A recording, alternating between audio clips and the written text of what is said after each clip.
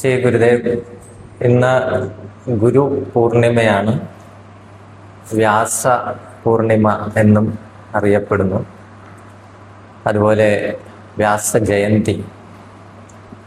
നമ്മുടെ നാട്ടില്, ഭാരതത്തില് വ്യാസന് ഒരു വലിയ സ്ഥാനം കൊടുക്കുന്നുണ്ട്.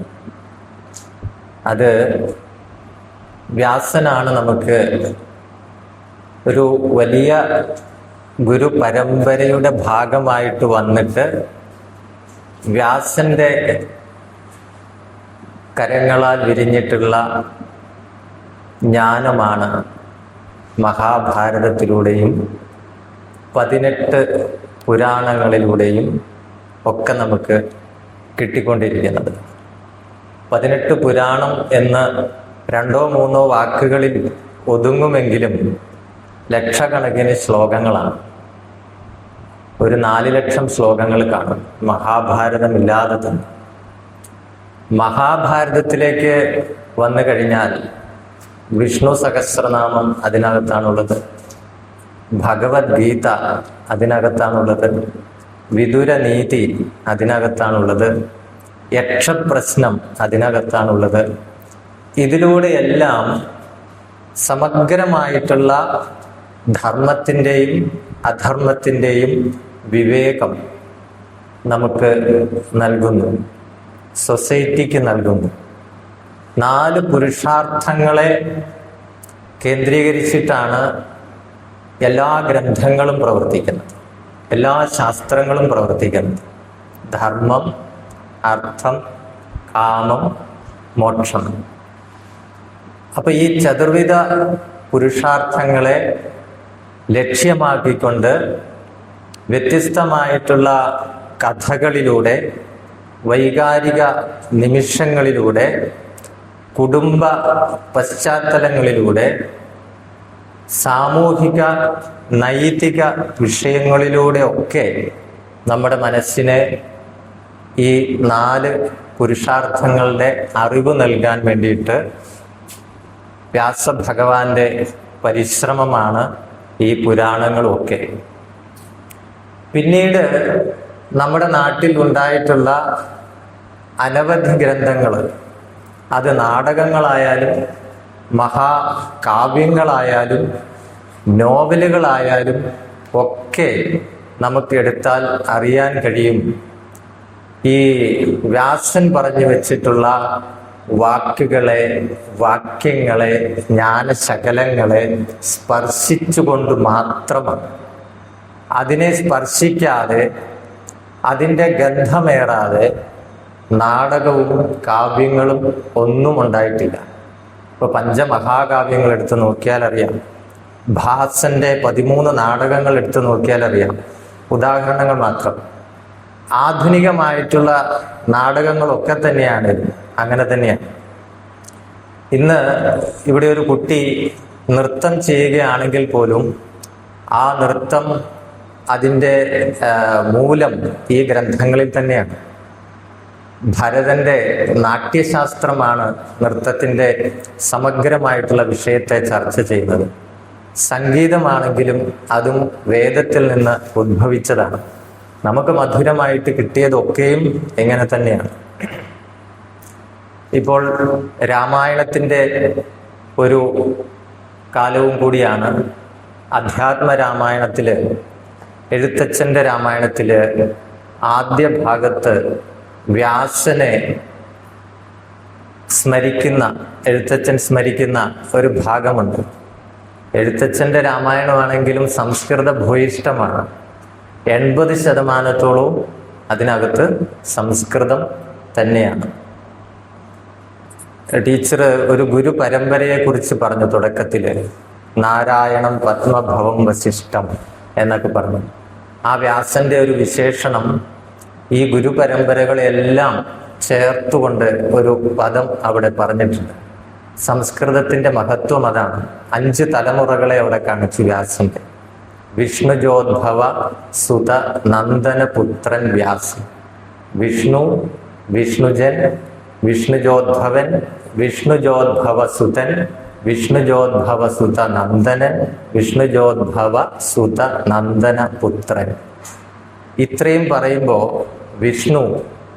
വിഷ്ണുജൻ എന്ന് പറയുമ്പോൾ ബ്രഹ്മാവ്, വിഷ്ണുജോദ്ഭവൻ എന്ന് പറയുമ്പോൾ വസിഷ്ഠൻ, വിഷ്ണുജോദ്ഭവ സുതൻ എന്ന് പറയുമ്പോൾ ശക്തി, വിഷ്ണുജോദ്ഭവ സുത നന്ദനൻ എന്ന് പറയുമ്പോൾ പരാശരൻ, പിന്നെ വിഷ്ണുജോദ്ഭവ സുത നന്ദനപുത്രൻ വ്യാസൻ.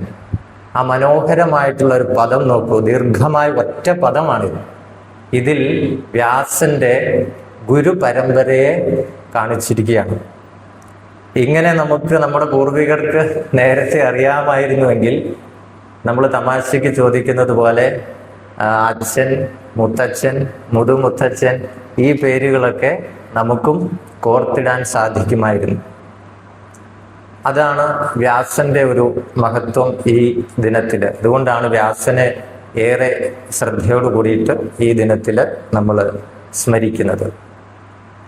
പിന്നീട് ടീച്ചർ പറഞ്ഞതുപോലെ തന്നെ ശങ്കരാചാര്യര്, അദ്ദേഹത്തിൻ്റെ ഗുരു ഗോവിന്ദ ഭഗവത് പാദര്, അദ്ദേഹത്തിൻ്റെ ഗുരു ഗൗഡ പാദര്, ഇങ്ങനെയാണ് ഗുരു പരമ്പര. അപ്പൊ ഇന്ന് എല്ലാ ഗുരു പരമ്പരയെയും നമ്മൾ ഇവിടെ സ്മരിക്കുകയാണ്. ഇവിടെ മറ്റൊരു കാര്യം ശ്രദ്ധിക്കാനുള്ളത്, ഇതൊക്കെ ഈ ഓരോ ഗുരുക്കന്മാരുടെ പേര് പറയുമ്പോഴും ശരീരം കൊണ്ടുള്ള ഗുരുക്കന്മാരെയാണ് നമ്മുടെ മനസ്സിലേക്ക് വരുന്നത്. വ്യാസനാണെങ്കിലും ശങ്കരാചാര്യരാണെങ്കിലും സദാശിവ സമാരംഭ, ശങ്കരാചാര്യ മധ്യമ, അസ്മദാചാര്യ പര്യന്ത, വന്ദേ ഗുരുപരം. ശരീരം നമുക്ക് മനസ്സിൽ തെളിയുന്നത്. പക്ഷേ ഗുരു ഒരു തത്വമാണ്, ശരീരത്തോടു കൂടിയതല്ല. ഗുരു ഒരു തത്വമാണ്, പ്രകാശമാണ്. അതിന് ആദിയുമില്ല, അതായത് ഉത്പത്തിയില്ല, അന്തവുമില്ല, സദാ പ്രകാശിക്കുന്ന ഒരു തത്വം. അപ്പൊ ശരീരം കൊണ്ട് സാന്നിധ്യം വേണമെന്നില്ല, കരുണ കൊണ്ട് നമ്മളെ അനുഗ്രഹിക്കാം. നമ്മുടെ ഗുരുജി തന്നെ പറഞ്ഞിട്ടുണ്ട്, 3 ശരീരം: കാരണ ശരീരം, സൂക്ഷ്മ ശരീരം, സ്ഥൂല ശരീരം. സ്ഥൂല ശരീരം എടുത്ത് നിൽക്കുമ്പോഴേ നമുക്ക് കാണാൻ പറ്റും. പക്ഷേ സൂക്ഷ്മ ശരീരം എന്നൊരു ഭാഗമുണ്ട്, നമുക്കുമുള്ളതാണ്. ആ സൂക്ഷ്മ ശരീരം കൊണ്ട് നമ്മളെ ശരീരം കൊണ്ട്, സ്ഥൂല ശരീരം കൊണ്ട് നമ്മുടെ ഒപ്പമില്ലെങ്കിലും കരുണ കൊണ്ട് നമ്മളെ അനുഗ്രഹിക്കാൻ പറ്റും. അതുകൊണ്ട് ഗുരു ഒരു തത്വമാണ്. നമ്മുടെ സംസ്കാരം അനുസരിച്ചിട്ട് അച്ഛനും അമ്മയും ആദ്യ ഗുരുക്കന്മാരാണ്. അത് അക്ഷരം നൽകിയിട്ടാണെങ്കിലും ഭക്ഷണം നൽകിയിട്ടാണെങ്കിലും പാലനം നൽകിയിട്ടാണെങ്കിലും അവരും ഗുരുക്കന്മാരാണ്. വിദ്യ നൽകുന്നവർ മാത്രമല്ല, പാലിക്കുക, രക്ഷിക്കുക, ഈ ധർമ്മം നിർവഹിക്കുന്നവരെയും ഗുരുവായിട്ട് തന്നെയാണ് കണക്കാക്കുന്നത്. പിന്നീട് നമുക്ക് വിദ്യ പകർന്നു നൽകിയിട്ടുള്ള നമ്മുടെ അധ്യാപകരും ഗുരുക്കന്മാരാണ്. വിദ്യ എന്ന് പറയുമ്പോൾ 2 തരത്തിലുള്ള വിദ്യകളുണ്ട്. ദ്വേ വിദ്യേ വേദിതവ്യേ എന്നാണ് ഉപനിഷത്തില് പറയുന്നത്. 2 തരത്തിലുള്ള വിദ്യകൾ. പരാവിദ്യ 1, അപരാവിദ്യ 2. അപരാവിദ്യയിലാണ് നമ്മൾ നേടിയിട്ടുള്ള വിദ്യകളെല്ലാം അപരാവിദ്യയാണ്. അങ്ങനെയല്ല, പരാവിദ്യയും നമ്മൾ നേടിയിട്ടുണ്ട് എന്നാണെങ്കിൽ നമ്മളിപ്പോൾ മോക്ഷം നേടിയിട്ടുണ്ടാവും.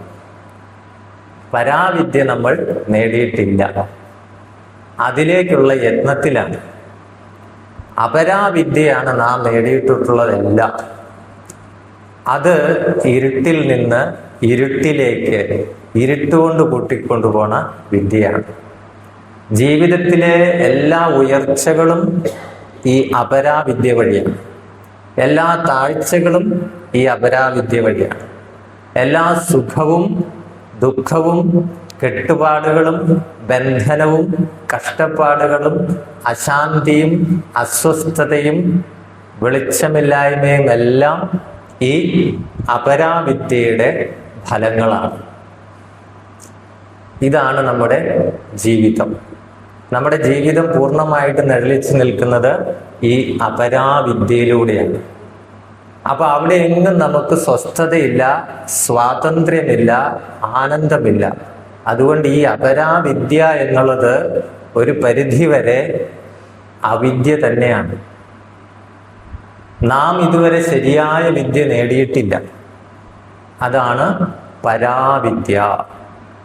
അപ്പൊ നമ്മുടെ ജീവിതം കുഴഞ്ഞു മറിഞ്ഞ് നമ്മൾ പ്രശ്നങ്ങളിൽ കിടന്ന് ഇങ്ങനെ സഞ്ചരിച്ചു കൊണ്ടിരിക്കുന്ന, ഒരു കഥയുമില്ലാത്ത ജീവിതത്തിന്റെ വ്യത്യസ്ത ഘട്ടങ്ങളിലൂടെ, ശൈശവം, ബാല്യം, കൗമാരം, വാർദ്ധക്യം, യൗവനം, ഇങ്ങനെ വ്യത്യസ്ത ഘട്ടങ്ങളിലൂടെ പഠനം, വിവാഹം, മക്കൾ, അവരുടെ വിവാഹം, ഇങ്ങനെ വ്യത്യസ്ത ഘട്ടങ്ങളിലൂടെ നമ്മൾ കഷ്ടപ്പെട്ടു പൊയ്ക്കൊണ്ടിരിക്കുന്നത് ഈ അപരാവിദ്യയിലൂടെയാണ്. അവിടെയൊന്നും നമുക്ക് സ്വസ്ഥത കിട്ടുന്നില്ല. അവിടെയാണ് പരാവിദ്യയുടെ പ്രസക്തി വരുന്നത്. രണ്ടാമത്തെ വിദ്യയുടെ പ്രസക്തി വരുന്നത് പരാവിദ്യ. പരാവിദ്യ എന്ന് പറയുന്നത് ബ്രഹ്മവിദ്യ. ഇപ്പൊ കുറച്ച് വ്യക്തമായിട്ടുണ്ടാവും. പരാവിദ്യ എന്നാൽ അത് ബ്രഹ്മവിദ്യ. അപ്പൊ എല്ലാ കഷ്ടപ്പാടുകളും നൽകുന്ന ഒരു ചെളിക്കുണ്ടിൽ ഉള്ള ഒരു ജീവിതത്തിന്റെ അസ്തമയം പരാവിദ്യയിലൂടെയാണ്. ജീവിതത്തെ ഇല്ലാതാക്കുന്നത്, ജീവിതം വീണ്ടും വീണ്ടും ജീവിതം വേണമെന്നാണ് അപരാവിദ്യ നമ്മളോട് പറയുന്നത്. വീണ്ടും വീണ്ടും ജീവിക്കണം, ദീർഘകാലം ജീവിക്കണം, ഇത് അപരാവിദ്യ നമ്മളോട് പറയുന്നതാണ്. അതിൻ്റെ പിന്നാലെയാണ് നമ്മൾ സഞ്ചരിക്കുന്നത്. പരാവിദ്യ നമ്മളോട് പറയുന്നത് ജീവിതത്തെ അവസാനിപ്പിക്കണം. തെറ്റിദ്ധരിക്കരുത്. ജീവിതം എന്ന് പറഞ്ഞാൽ ജനന മരണങ്ങളാകുന്ന രണ്ട് ബിന്ദുക്കളും അതിൻ്റെ ഇടയിലുള്ള നമ്മുടെ നെട്ടോട്ടവും കൂടുന്നതാണ് ജീവിതം. വീണ്ടും വീണ്ടും ജനിക്കുക, വീണ്ടും വീണ്ടും മരിക്കുക, ഈ ജീവിതം അവസാനിപ്പിക്കാൻ, തെറ്റിദ്ധരിക്കരുത്, ഈ ജീവിതം അവസാനിപ്പിക്കാൻ പരാവിദ്യ കൊണ്ടേ സാധിക്കുകയുള്ളൂ. അതായത് ജീവിതത്തിൻ്റെ അപ്പുറത്തേക്കുള്ള ഒരു വെളിച്ചം, ആ വെളിച്ചം നമുക്ക് കിട്ടണമെങ്കിൽ പരാവിദ്യയിലൂടെ സാധിക്കുകയുള്ളൂ. വീണ്ടും വീണ്ടും ജനിക്കുക, ശങ്കരാചാര്യർ പറഞ്ഞിട്ടുണ്ട്, പുനരപി ജനനം പുനരപി മരണം, പുനരപി ജനനി ജഠരേ ശയനം, ഇഹ സംസാരേ ബഹുദുസ്താരേ കൃപയാ പാരേ പാഹി മുരാരേ. എത്ര മനോഹരമായിട്ടാണ് ശങ്കര ഭഗവത് പാദര് അത് കോറിയിട്ടിരിക്കുന്നത്. എത്ര മനോഹരമായിട്ടാണ്. ഞാൻ ചൊല്ലിയപ്പോൾ അത്ര മനോഹരമായിട്ട് തോന്നിയില്ല അല്ലേ? ഇത് ഗംഭീരമാണ്. പുനരപി എന്നുള്ള വാക്കിന്റെ അർത്ഥം വീണ്ടും വീണ്ടും. പുനരപി ജനനം പുനരപി മരണം. നമ്മുടെ ശരീരത്തോട് ചോദിച്ചു കഴിഞ്ഞാൽ ഈ ജന്മത്തിൽ ജനിക്കുന്നു, മരിക്കുന്നു. പക്ഷെ നമ്മുടെ ആത്മാവിനോട് ചോദിച്ചു കഴിഞ്ഞാൽ നമുക്ക് ആയിരക്കണക്കിന് ജന്മങ്ങളും മരണങ്ങളും ഉണ്ടായിട്ടുണ്ട്. നമ്മുടെ ശരീരം ഈ ഒരു ജന്മത്തിൽ ജനിച്ചു, ഈ ജന്മത്തിൽ അസ്തമിക്കുന്നു. പക്ഷെ മരിക്കുന്നത് ജനിക്കാനാണ്, ജനിക്കുന്നത് മരിക്കാനാണ്. ജാതസ്യ ഹി ധ്രുവോ മൃത്യു, ജനിച്ചാൽ മരിച്ചിരിക്കും. മൃതസ്യ ജന്മ, മരിച്ചു കഴിഞ്ഞാൽ ജനിക്കുകയും ചെയ്യും. ഈ ജന്മത്തില് ഇത് ശരീരം പറയുന്നതാണ്. പക്ഷെ ശരീരത്തിന്റെ ഉടമസ്ഥനായിട്ടുള്ള ആത്മാവ് പറയുന്നു, ഇത് ഒരേ ജന്മമല്ല, ആയിരക്കണക്കിന് ജന്മം നിനക്കുണ്ടായിട്ടുണ്ട്, ഇനിയും വരും. വീണ്ടും വീണ്ടും ജനനവും മരണവും ഉണ്ടാവും, ആയിരക്കണക്കിന് ഉണ്ടായിട്ടുണ്ട്. ഇതാണ് ജീവിതം. ഇപ്പൊ പുനരപി ജനനം പുനരപി മരണം പുനരപി ജനനി ജഠരേ ശയനം, ഗർഭത്തില് വീണ്ടും വന്ന് ജനിക്കുകയാണ്. ഇഹ സംസാരേ ബഹുദുസ്താരേ, ഈ ജീവിതത്തെ അസ്തമിപ്പിക്കുന്ന വിദ്യയാണ് പരാവിദ്യ എന്ന് പറഞ്ഞു. ജീവിതത്തെ അസ്തമിപ്പിക്കുന്ന വിദ്യയാണ് പരാവിദ്യ. ഈ ജീവിതത്തിന് പണ്ഡിതന്മാരിട്ടിരിക്കുന്ന പേരാണ് സംസാരം. അതാണ് ഇവിടെ പറഞ്ഞിരിക്കുന്നത്. ഈഹ സംസാരേ ബഹുദുസ്താരേ, ഈ സംസാരം മറികടക്കുക സാധ്യമല്ല, ഇത് നമുക്ക് തരണം ചെയ്യുക സാധ്യമല്ല. അപ്പൊ അവിടെ എന്താ ചെയ്യുന്നത്? കൃപയാ പാരെ പാഹി മുരാരി. ഇതിന്റെ മറുകര കടക്കാൻ, ഈ സംസാരം കടക്കാൻ മുരാരി, മുരഹരി ഭഗവാൻ നമ്മളെ രക്ഷിക്കട്ടെ എന്ന്. ഭജഗോവിന്ദം ഭജഗോവിന്ദം. ഭജഗോവിന്ദം മുഴുവൻ എടുത്തു നോക്കണം, അപ്പോഴാ അതിൻ്റെ ഭംഗി മനസ്സിലാവുള്ളൂ. ജീവിതം എന്ന് പറയുന്നത് താമര ഇലയില് വീണ് കിടക്കുന്ന ജലബിന്ദുവിന് സമാനം ചപലമാണെന്നാണ് ഭജഗോവിന്ദത്തിൽ പറയുന്നത്. നളിനീദള ജലമിവ അതിശയ ചപലം. എപ്പോൾ വേണമെങ്കിലും തീരും. നമുക്ക് നമ്മുടെ മൃത്യു എപ്പോഴാണ് നമുക്കറിയാൻ പറ്റത്തില്ല. മൃത്യു കഴിഞ്ഞിട്ട് എപ്പോഴാണ് ജനനമെന്നും നമുക്ക് അറിയാൻ പറ്റത്തില്ല. അപ്പോൾ ഇതാണ് സംസാരമാണ് നമ്മുടെ ജീവിതം. ഈ സംസാരത്തിന് അറുതി വരുത്തണമെങ്കിൽ പരാവിദ്യ കൊണ്ട് മാത്രമേ സാധിക്കുകയുള്ളൂ. ഈ സംസാരത്തെ പണ്ഡിതന്മാർ ഉപമിച്ചിരിക്കുന്നത് അഗ്നിയോടാണ്. സംസാരാഗ്നി. നമ്മൾ കഷ്ടപ്പാടുകളിൽ കിടന്ന് ചുട്ടുപൊള്ളുന്നില്ലേ? അപ്പൊ സംസാരാഗ്നി എന്നാണ് പറഞ്ഞിരിക്കുന്നത്. മറ്റൊന്ന് സമുദ്രം, സംസാര സമുദ്രം, സംസാര സാഗരം. സംസാരത്തിന് ഭവം എന്ന് പറയും. ഇപ്പൊ ഭവാബ്ദി, ഭവാർണവം, ഭവസാഗരം. ഭഗവത്ഗീതയില് ഭവദ്വേഷിണി എന്ന് പറഞ്ഞിട്ടുണ്ട്. അതായത് സംസാരത്തെ ഇല്ലാതാക്കുന്നവളാണ് ഭഗവത്ഗീത എന്ന മാത. ഭഗവത്ഗീതയിലെ ജ്ഞാനം സംസാരത്തെ ഇല്ലാതാക്കുന്നതാണ്. ദൈവദശകത്തിൽ ഗുരു പറയുന്നത് എന്താണ്? ദൈവമേ കാത്തുകൊള്ളുകങ്ങ് കൈവിടാതിങ്ങ് ഞങ്ങളെ, നാവികൻ നീ ഭവാബ്ധി, ഭവാബ്ധിക്കൊരാവി വൻ തോണി നിൻ പദം. ഭവാബ്ധി, ഭവസാഗരം എന്നാണ് അവിടെ പറഞ്ഞിരിക്കുന്നത്. സംസാരമാകുന്ന മഹാബ്ധിയിലെന്നൗക മുങ്ങുകയാണമ്മേ മുങ്ങുകയായി. എല്ലാം സംസാരം വെച്ചിട്ടാണ് പറഞ്ഞിരിക്കുന്നത്. സംസാരമാകുന്ന സാഗരത്തില് എൻ്റെ നൗക മുങ്ങിക്കൊണ്ടിരിക്കുകയാണ്. മായയാകുന്ന കൊടുങ്കാറ്റ് രൂക്ഷമായി ഊതുകയാണ് എൻ്റെ ചുറ്റുപാടും. അവിടെ മായയാകുന്ന കൊടുങ്കാറ്റുമുണ്ട്. നമ്മുടെ നൗക മുങ്ങിക്കൊണ്ടുമിരിക്കുകയാണ്. ഇതാണ് വിവേകമുള്ളവര്, പരാവിദ്യയോട് അടുത്തിട്ടുള്ളവര്, പരാവിദ്യ നേടിയിട്ടുള്ളവര് വർണ്ണിച്ചിരിക്കുന്നു.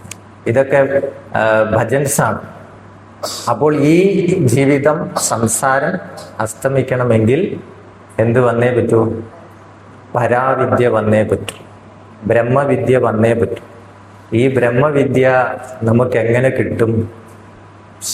അച്ഛനും അമ്മയ്ക്കും നൽകാൻ കഴിയില്ല, അധ്യാപകന് നൽകാൻ കഴിയില്ല, ഗുരുവിന് മാത്രമേ സാധിക്കുള്ളൂ. അതിലേക്കാണ് നമ്മളെല്ലാം കൊണ്ടുവന്നത്. അപരാവിദ്യയെ നൽകാൻ എല്ലാവർക്കും സാധിക്കും, പക്ഷെ ഗുരുവിന് മാത്രം സാധിക്കുന്നതാണ് പരാവിദ്യയെ നൽകാൻ. എന്തുകൊണ്ട്? ഗുരുവിൻ്റെ കയ്യിൽ പരാവിദ്യ ഉണ്ട്. ധനമില്ലാത്തവൻ എങ്ങനെയാണ് ദാനം ചെയ്യാൻ സാധിക്കുക? സുഖമില്ലാത്തവന് സുഖം കൊടുക്കാൻ എങ്ങനെയാണ് സാധിക്കുക? പോസിറ്റീവ് എനർജി ഇല്ലാത്തവൻ എങ്ങനെയാണ് പോസിറ്റീവ് എനർജി മറ്റുള്ളവർ കൊടുക്കാൻ സാധിക്കുക? പരാവിദ്യ നേടാത്തവൻ എങ്ങനെയാണ് പരാവിദ്യ കൊടുക്കാൻ സാധിക്കുക? ഇപ്പൊ ബ്രഹ്മത്തെ അറിഞ്ഞവൻ, ഞാൻ സ്വയം ബ്രഹ്മമാണ് എന്ന് അറിഞ്ഞവരാണ് ഗുരു. ഗുരുവിന് ഒരേ ഒരു ലക്ഷണമാണ് കഠോപനിഷത്തിൽ പറയുന്നുള്ളൂ. ആരാണോ ബ്രഹ്മത്തെ അറിഞ്ഞവൻ, നേരിട്ടറിഞ്ഞവൻ, അവിടെ പോയി കണ്ടു എന്നുള്ള അർത്ഥത്തിലല്ല, ഞാനാണ് ബ്രഹ്മം എന്ന ബോധം, തിരിച്ചറിവ് നേടിയതാരാണോ അദ്ദേഹമാണ് ഗുരു. അദ്ദേഹത്തിന് മാത്രമേ ഈ പരാവിദ്യയെ നൽകാൻ സാധിക്കുകയുള്ളൂ. അപ്പോ നമ്മളൊക്കെ മരണവുമായിട്ട് ബന്ധപ്പെട്ട് കളിയാക്കി പറയുന്ന എന്താണ് യമൻ അല്ലേ, കാലൻ അല്ലേ, കാലൻ, യമൻ. കഠോപനിഷത്തിൽ പറയുന്നത് നചികേതസ് എന്ന് പറയുന്ന അതിജിജ്ഞാസുവായിട്ടുള്ള ഒരു പിഞ്ചു ബാലന് ആത്മവിദ്യ, ഈ പരാവിദ്യയെ പകർന്നു കൊടുത്തത് ആരാണ്? യമധർമ്മരാജാവാണ്. യമധർമ്മരാജാവാണ് ഈ പരാവിദ്യയെ ഒരു നചികേതസ് എന്നൊരു പിഞ്ചു ബാലന് പകർന്നു കൊടുത്തത്. അപ്പൊ നോക്കൂ, ഈ നമ്മുടെ മനുഷ്യ ആത്മാവിനെ കുറിച്ച് അതിമനോഹരമായിട്ടുള്ള ഒരു വർണ്ണനയുണ്ട്. ദ്വാ സുപർണാ സയുജാ സഖായ സമാനം വൃക്ഷം പരിശ്വസ്വജാതേ തയോരന്യ പിപ്പലം സ്വാദ്വത്തി അനശ്നൻ അന്യോ അഭിജാകശീതി. ഒരു വൃക്ഷത്തെ സങ്കല്പിക്കുക. അതിൽ 2 കിളികൾ ഇരുന്നുണ്ട്. ഒരു വൃക്ഷത്തിൽ 2 കിളികൾ. അതിൽ ഒരു കിളി പഴങ്ങൾ ഭക്ഷിക്കുന്നു, മധുരമുള്ളത് കഴിക്കുന്നു, കയ്പുള്ളത് കളയുന്നു, താഴേക്ക് പറക്കുന്നു, അങ്ങനെ പലതും ചെയ്തുകൊണ്ടിരിക്കുകയാണ്. കയ്പും മധുരവും ഒക്കെ സ്വീകരിച്ചുകൊണ്ടിരിക്കുകയാണ്. മറ്റൊരു കിളി ശാന്തഗംഭീരമായിട്ട് സാക്ഷിഭാവത്തില് വളരെ ശാന്തമായിട്ടിരിക്കുകയാണ് മറ്റൊരു കിളി. ഇതിലേത് കിളിയായിരിക്കും നമ്മൾ? നമ്മൾ ശാന്തഗംഭീരമായിട്ടുള്ള കിളിയല്ല. ആണ് എങ്കിലും അത് മറയ്ക്കപ്പെട്ടിരിക്കുന്നു. അവിടെ മറവ് സംഭവിച്ചിരിക്കുന്നത് കൊണ്ട് അശാന്തമായിട്ടുള്ള പഴങ്ങൾ കഴിക്കുകയും കളയുകയും കയ്പും മധുരവും ഒക്കെ അനുഭവിക്കുന്ന 2ാമത്തെ കിളിയാണ് നമ്മൾ. മരം എന്ന് പറയുന്നത് നമ്മുടെ ശരീരമാണ്. ഈ ശരീരത്തിലാണ് 2 കിളിയുള്ളത്, ജീവാത്മാവും പരമാത്മാവും. നമ്മളിപ്പോൾ ജീവാത്മാവിനെ മാത്രമേ സാമാന്യമായിട്ട് സ്പർശിക്കുന്നു. ഒരേ തന്നെ ചൈതന്യത്തിൻ്റെ 2 ഭാവങ്ങളാണ്. അപ്പോൾ ഈ പറഞ്ഞ 2ാമത്തെ ഈ കയ്പും മധുരവും ഒക്കെ നുണയുന്ന കിളി പോലെയാണ് നമ്മൾ. ഒരു കഥയുമില്ലാത്ത ജീവിതത്തിൽ നമ്മൾ നെട്ടോട്ടമോടുകയാണ്. ഇപ്പോൾ തന്നെ നമുക്കിവിടെ 10 മിനിറ്റ് ഇരിക്കാൻ നമുക്ക് ബുദ്ധിമുട്ടാണ്. കാരണം നമ്മൾ ആ കഥയില്ലാത്ത ജീവിതത്തിൽ ഓടും. അപ്പോൾ ആളുകളുടെ മനസ്സിൽ തോന്നും, എങ്ങനെയാണ് കഥയില്ലാതെ വരുന്നത് എന്ന്. നമ്മുടെ ജീവിതത്തിൻ്റെ ലക്ഷ്യം പറയൂ. സാധിക്കില്ല. വിവിധ ലക്ഷ്യങ്ങളാണ്. ആ വിവിധ ലക്ഷ്യങ്ങൾ എല്ലാ ജന്മത്തിലും ഉണ്ടാവും. നമുക്കൊരു ഉറപ്പുമില്ല കഴിഞ്ഞ ജന്മത്തിൽ നമ്മൾ മനുഷ്യരായിരുന്നു എന്ന്. അടുത്ത ജന്മത്തിൽ നമ്മൾ മനുഷ്യരാകുമെന്നും ഉറപ്പില്ല. ജ്ഞാനപാനയിൽ പറയുന്നത് ഈച്ചയായിട്ടും നരിയായിട്ടും ഒക്കെ മാറി മാറി ജന്മങ്ങൾ വരും. അത് നമ്മുടെ കർമ്മങ്ങളാണ് നിശ്ചയിക്കുന്നത്. ചിലപ്പോൾ കുറേ കാലം മറ്റ് ജീവികളായിട്ടും പല്ലിയും പൂച്ചയും ഒക്കെ ആയിട്ട് ജനിച്ചതിന് ശേഷം നല്ല കർമ്മങ്ങൾ ചെയ്തപ്പോഴാണ് നമുക്ക് മനുഷ്യജന്മം കിട്ടുന്നത്. അപ്പൊ നമ്മൾ വിചാരിക്കും അടുത്ത ജന്മത്തിലും നമ്മൾ ഇതുപോലെ തന്നെ ജനിക്കുമെന്ന്. ഒരുറപ്പുമില്ല. അത് നമ്മുടെ കർമ്മങ്ങളാണ് തീരുമാനിക്കുന്നത്. അതാണ് കർമ്മത്തിൻ്റെ ഗതി. അപ്പോൾ ഈ ഒരു ജീവിതത്തിന് അശാന്തമായിട്ടുള്ള ഈ ജീവിതത്തിന് സംസാരത്തിന് അറുതി വരുത്തണമെങ്കിൽ പരാവിദ്യ വേണം. പരാവിദ്യ നമ്മളിൽ എത്തണമെങ്കിൽ അവിടെ അതറിഞ്ഞ ഗുരു നമുക്ക് വേണം. ആ ഗുരുവാണ് നമുക്ക് കിട്ടിയിരിക്കുന്ന സദ്ഗുരു ശ്രീ ശ്രീ രവിശങ്കർ. അത് നമുക്ക് തിരിച്ചറിയാൻ സാധിക്കുന്നില്ലെങ്കിൽ അദ്ദേഹത്തിൻ്റെ കുഴപ്പമല്ല, നമ്മുടെ മനസ്സിൻ്റെ നൈർമല്യക്കുറവിൻ്റെ മാത്രം കുഴപ്പം. അങ്ങനെ എല്ലാവർക്കും എളുപ്പത്തിൽ അറിയാൻ പറ്റുന്നതായിരുന്നു എങ്കിൽ ഈ ഹാളും നിറഞ്ഞ് പുറത്തും നിറഞ്ഞേനെയാണ്. മനസ്സിന് പാകത വരുന്നതിനനുസരിച്ച് ഗുരുവിൻ്റെ സാന്നിധ്യം ഉണ്ടാവുള്ളൂ. ടീച്ചർ മുമ്പേ പറഞ്ഞതുപോലെ നമ്മളെ ചുമക്കുന്നയാളും ഗുരുവായിരിക്കും. പക്ഷെ എപ്പോഴാണോ ഐഡന്റിഫൈ ചെയ്യുന്നത് അപ്പോൾ മാത്രമേ നമുക്ക് ഫലം കിട്ടുകയുള്ളൂ. നമ്മുടെ തൊട്ടപ്പുറത്തിരിക്കുന്നതും ഇപ്പുറത്തിരിക്കുന്നതും ഗുരുവായിരിക്കാം, ഈശ്വരനായിരിക്കാം. തിരിച്ചറിയാൻ നമുക്ക് സാധിക്കില്ല. അതാണ് ഇപ്പൊ തിരിച്ചറിയുന്നിടത്താണ് നമുക്ക് അതിൻ്റെ ഫലം കിട്ടുന്നത്. ഈ പരാവിദ്യ പെട്ടെന്ന് നമ്മളിലേക്ക് എത്താൻ പറ്റില്ല. അതിന് സാധന ആവശ്യമാണ്. അതിന് ഏറ്റവും അതിഗംഭീരമായിട്ടുള്ള മഹത്തായിട്ടുള്ള ഒരു സാധനയാണ് നമുക്ക് തന്നിരിക്കുന്നത്. ഇന്ന് നാം ഏവരും ചെയ്തു കഴിഞ്ഞിരിക്കുന്നത് സുദർശന ക്രിയ. യോഗശാസ്ത്രത്തിൽ പറയുന്ന തപസ്സും സ്വാധ്യായവും പ്രാണായാമവും ഈശ്വര പ്രണിധാനവും എല്ലാം ചേർത്തിട്ടുള്ള ഒരു പാക്കേജാണ് സുദർശനക്രിയ. എല്ലാവരും ചെയ്തില്ലേ സുദർശനക്രിയ? അതുകൊണ്ടാണ് സുദർശനക്രിയ ചെയ്യുമ്പോൾ അതിൻ്റെ ആദ്യ ദിവസങ്ങളില് നമുക്ക് ഇതുവരെ ഉണ്ടാകാത്ത ഒരു അനുഭൂതി ഉണ്ടാകുന്നതിന് കാരണം ഈ സുദർശനക്രിയയില് ഇത്തരം കാര്യങ്ങൾ അടങ്ങിയിട്ടുണ്ട് എന്നുള്ളത് കൊണ്ടാണ്. ഗുരുജി പറയുന്നത്, പാതഞ്ജല യോഗസൂത്രത്തിൽ പറയുന്നത് തതക്ഷീയത്തെ പ്രകാശാവരണം. അതിനുശേഷം പ്രകാശത്തിൻ്റെ ആവരണം, പ്രകാശത്തിനെ മറച്ചിരിക്കുന്ന ആവരണം അത് ഇല്ലാതായിത്തീരും, ക്ഷയിച്ചു പോകുമെന്നാണ് പറഞ്ഞിരിക്കുന്നത്. പ്രകാശത്തിൻ്റെ ആവരണം ക്ഷയിച്ചു പോകും. ആരാണ് പ്രകാശം? നമ്മൾ ഓരോരുത്തരും പ്രകാശം. പക്ഷെ അത് നമ്മൾ തിരിച്ചറിയുന്നുണ്ടോ? ഇല്ല. പ്രകാശം എന്ന് പറഞ്ഞാൽ നമ്മൾ ഓരോരുത്തരും സ്നേഹമാണ്, നമ്മൾ ഓരോരുത്തരും ജ്ഞാനമാണ്. പക്ഷെ അത് ആവരണം ചെയ്യപ്പെട്ടിരിക്കുന്നു. ഈ ആവരണത്തിൻ്റെ കട്ടി കുറയും തോറും ഈ പ്രകാശം പുറമേക്ക് പ്രസരിക്കും. അങ്ങനെ ആവരണത്തിൻ്റെ കട്ടി കുറയാനുള്ള മഹാസാധനയാണ് സുദർശനക്രിയ. സുദർശനക്രിയ നിരന്തരമായിട്ട് ദീർഘകാലം ഭക്തിയോടും ആദരവോടും കൂടി ചെയ്യുക. അപ്പോൾ നമുക്ക് ഈ അനുഭൂതി നമുക്കുണ്ടാവും. ഇടയ്ക്കിടയ്ക്ക് നമുക്കിത് കിട്ടുന്നില്ലെങ്കിൽ, ഇടയ്ക്കിടയ്ക്ക് നമുക്കിത് ബോറടി ഉണ്ടാകാം, ഒന്നും പ്രത്യേകിച്ച് കിട്ടുന്നതായിട്ട് തോന്നുന്നില്ല എങ്കിലും ഇത് തുടരാനാണ് ഗുരുജി പറഞ്ഞിരിക്കുന്നത്. അപ്പൊ നമ്മുടെ കുറേയൊക്കെ മാലിന്യങ്ങൾ പോയിട്ടുണ്ടാവും.